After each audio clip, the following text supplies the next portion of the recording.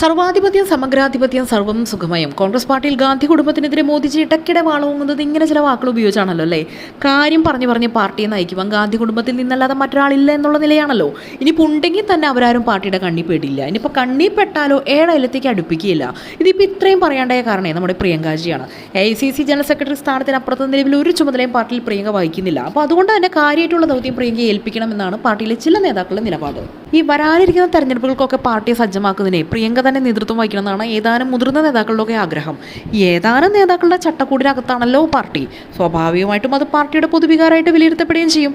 അത് തന്നെയാണല്ലോ പാർട്ടിയുടെ ഏറ്റവും വലിയൊരു അപജയവും. അതൊക്കെ പോട്ടെ, ആദ്യമായിട്ട് ഇങ്ങനെ ഒരു തെരഞ്ഞെടുപ്പ് ചുമതല പ്രിയങ്ക ഏറ്റെടുക്കുന്നത് 2019 പാർലമെന്റ് തെരഞ്ഞെടുപ്പിൽ UP-യിലാണ്. പാർട്ടി അട്ടപ്പെട്ടാലും നിലം തൊടാതെ പൊട്ടി. ആ വഴി പോയ പ്രിയങ്ക പിന്നെ ചുമതലകൾ ഒന്നുപോലും ഏറ്റെടുക്കാൻ തയ്യാറായതുമില്ല. ഇതിപ്പോൾ നിരന്തര വെല്ലുവിളികളിലൂടെയൊക്കെ കോൺഗ്രസ് മുന്നോട്ട് പോകുന്ന സമയമാണ്. ഇന്ത്യ മുന്നണിയിലും അസ്വസ്ഥതകളൊക്കെ പുകഞ്ഞുകൊണ്ടിരിക്കുകയാണ്. അപ്പോൾ പ്രിയങ്ക മാത്രമേ ഒരു ഓപ്ഷനായിട്ടുള്ളൂ എന്നുള്ളതാണ് ഉയർന്ന ചോദ്യം. കഴിവുള്ള പലരെയും കണ്ടില്ല എന്നടിക്കുന്ന കോൺഗ്രസിന് കാൽ കീഴിലെ മണ്ണ് മാത്രമല്ല, കയ്യിലെ ആൾക്കരുത്തും ചോർന്നു പോകുന്നുണ്ട്.